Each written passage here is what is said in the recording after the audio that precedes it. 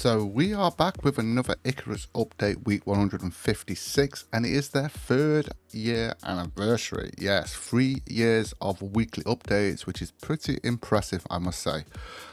So there's a couple of things they've done in this update, and there's also a glimpse into the next week's update as well. And obviously we're going to start off with the notable improvements. Before I jump into that, I will be live tomorrow at 11:45 GMT UK time, and we will be doing the ice sheet retrieval on the null sector, so you feel free to come and join us if you can.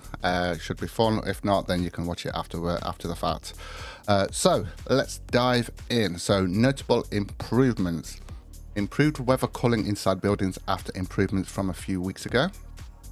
Fixed the dropship scorch setup. It was so tiny it couldn't be seen, and the dropships were not culling foliage when they should. Fire extinguisher and flamethrower can now be repaired with the right-click context menu.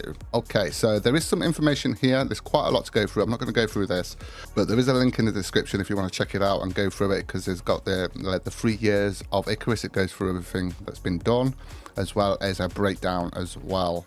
But we're going to go into what's actually been done this week with the update. So this week, a new mission UI. This week we updated the mission selection UI. The old one had become quite cluttered as we added things over the years. So we've cleaned this up and also tidied the missions tree to provide a better experience going forward. One of the big changes is the layout of the Styx mission tree.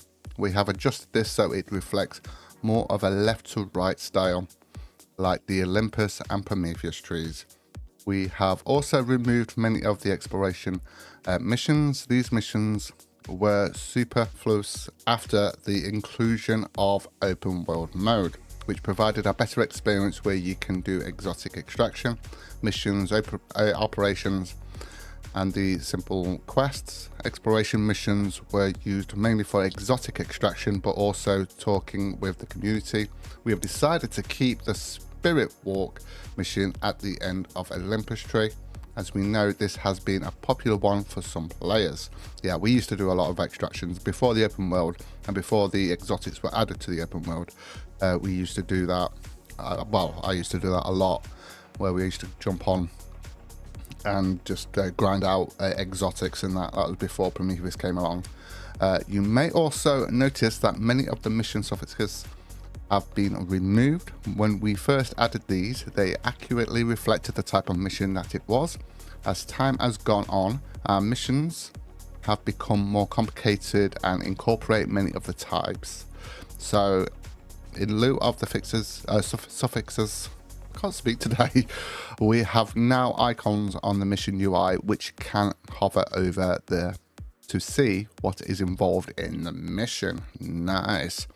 Okay, because of the celebration of the 3-year celebration, this week we're getting a cake. So in celebration of 3 years of Icarus, we're adding a new cake recipe. The cake is unique because it is meant to be shared. Okay, once crafted, you can place it on a surface like a deployable, and then pick up the pieces individually. Oh wow, so they can be eaten. We currently have 3 types: chocolate, coconut, and carrot.